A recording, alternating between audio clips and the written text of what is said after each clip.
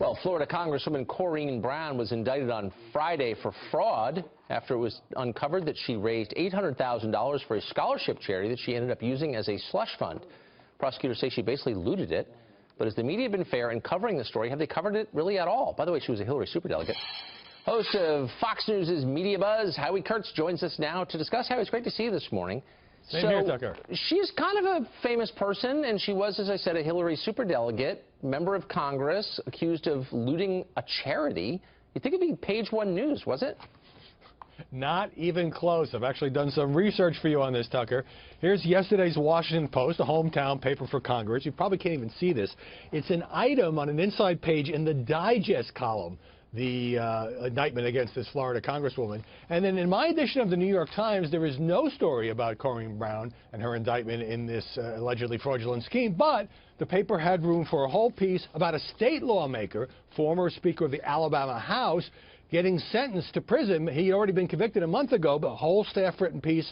This guy, Michael Hubbard, happens to be a Republican. That's unbelievable. I know you worked at the Post for decades. It's my hometown paper. I'm dropping my subscription. I just think it's a ridiculous paper now. So what about Chaka Fattah? He's a congressman from Philadelphia, kind of a good guy, actually, but a liberal Democrat. His son's in jail. He's pled guilty now to corruption. Another kind of big story that I haven't seen anywhere. Yeah, that's gotten a little more coverage. He's a little bit better known than Corrine Brown. But I have to say there's one, mitigating factor here, which is, the insane, intense craziness of the presidential campaign has probably shrunk a lot of the news stories that would have otherwise received bigger play. And this week in particular, with the two fatal police shootings and then the horror of the ambush in Dallas, that especially on television has soaked up all kinds of time. And then you had Hillary and the FBI. But all of that is not really an excuse when members of Congress, I mean, there's a lot of corruption on Capitol Hill, but this doesn't happen every day, get indicted, get charged.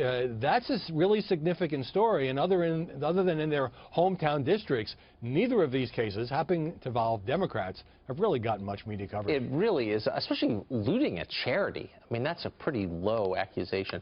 So, yeah, MediaBuzz, how low can you go? The show you host that I never miss, what's coming on this week?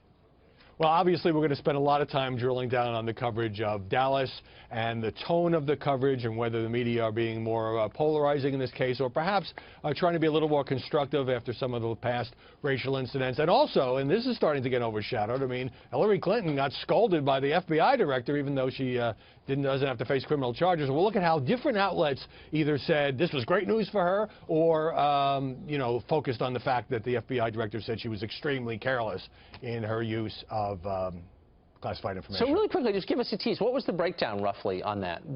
Outlets that call this a win for her, outlets that call this a problem for her.